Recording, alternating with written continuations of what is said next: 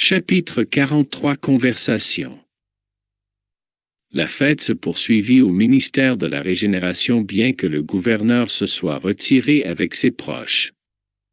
Les gens commentaient les événements. Des centaines de compagnons se portaient volontaires pour les travaux ardus de défense en réponse à l'appel du grand chef spirituel. J'allai trouver Tobias pour le consulter sur la possibilité de mon acceptation au sein de cette équipe, mais avec générosité, mon frère sourit de ma naïveté. Mon cher André, tu commences maintenant une nouvelle tâche. Ne te précipite pas pour solliciter un accroissement de tes responsabilités. Il y aura du travail, vient de nous dire le gouverneur. N'oublie pas que nos chambres de rectification constituent des noyaux d'efforts actifs, jour et nuit. Ne sois pas triste. Rappelle-toi que 30 000 serviteurs seront convoqués à une vigilance permanente. Par conséquent, il y aura beaucoup de place à combler dans l'arrière-garde. Après une brève pause, constatant mon désappointement, mon bon compagnon ajouta avec bonne humeur. Contente-toi de ton inscription à l'école contre la peur. Crois-moi que cela te fera un bien énorme. C'est alors que Lysia arriva et me fit une vigoureuse accolade. Il était venu en compagnie de la délégation du ministère de l'Assistance. Avec la permission de Tobias, je me retirai en compagnie de Lysia pour converser. Tu connais le ministre Benevenuto, de la Régénération? Celui qui est revenu de la Pologne avant-hier? Je n'ai pas ce plaisir. Allons à sa rencontre, répliqua Lysia en m'enveloppant dans les vibrations de son immense tendresse fraternelle. Il y a longtemps que j'ai l'honneur de le compter parmi mes relations personnelles. Quelques instants plus tard, nous étions dans la grande enceinte verte consacrée aux travaux de ce ministre de la Régénération que je connaissais à peine, même de vue. De grands groupes de visiteurs échangeaient des idées sur la coupe des grands arbres. Lysia me conduisit au noyau principal, où Benevenuto échangeait des impressions avec divers amis et me présenta avec de généreuses paroles. Le ministre m'accueillit avec courtoisie et m'admit dans son entourage avec une extrême bonté. La conversation suivit son cours naturel, et je constatai qu'il était question de la situation de la sphère terrestre. Ce que j'ai pu voir était très douloureux, commentait Benevenuto d'un ton grave. Habitué au service de paix en Amérique, aucun de nous n'imaginait ce qu'était le travail de secours spirituel en Pologne. Tout était sombre, tout était difficile. Là-bas, on ne peut pas espérer les lueurs de la foi chez les agresseurs ni chez la majorité des victimes qui s'abandonnent totalement à d'effrayantes impressions. Les incarnés ne nous aident pas, ils ne font que consommer nos forces. Je n'ai jamais vu de telles souffrances collectives depuis le début de mon mandat de ministre.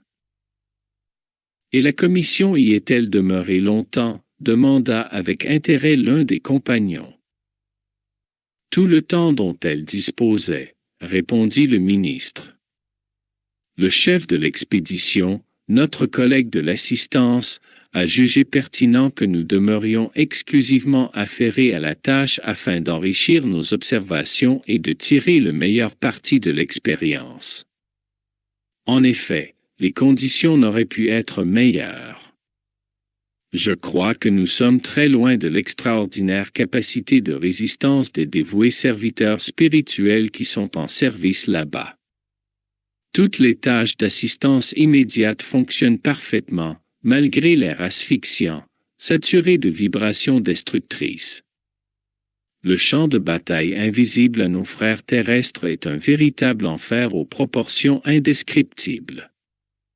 C'est lors d'une guerre que l'esprit humain affiche le plus éloquemment sa condition d'âme déchue aux caractéristiques purement diaboliques.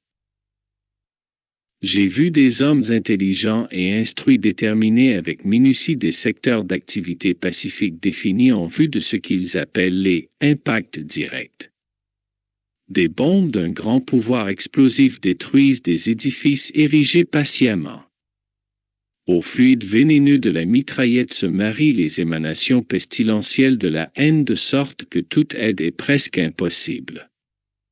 Toutefois, ce qui nous a le plus attristés ce fut de constater la misérable condition des militaires agresseurs lorsque les événements obligeaient un d'entre eux à abandonner ses vêtements charnels. Dominés pour la plupart par des forces ténébreuses, ils s'enfuyaient des esprits missionnaires qu'ils appelaient les fantômes de la croix. Ne les recueille-t-on pas pour leur offrir une orientation juste, interrompit quelqu'un. Il serait toujours possible de venir en aide aux fous pacifiques chez eux, mais quel remède peut-on réserver aux fous furieux sinon l'hospice? Il n'y a pas d'autre solution pour de telles créatures sinon de les laisser dans les abîmes des ténèbres où elles seront naturellement obligées de se réajuster, ouvrant la porte à des pensées dignes. Il est donc raisonnable que les missions d'assistance ne recueillent que ceux qui sont prédisposés à recevoir un secours élevé. Ceci dit, les scènes que nous avons entrevues étaient extrêmement douloureuses pour diverses raisons. Profitant de la courte pause, un autre compagnon interrogea le ministre. Il est presque incroyable que l'Europe, avec un si grand patrimoine culturel, soit la scène d'une telle calamité. Manque de préparation religieuse, mes amis, expliqua le ministre sur un ton explicite. L'être humain dispose d'une intelligence épurée, mais il lui faut illuminer son raisonnement en ce qui concerne la vie éternelle.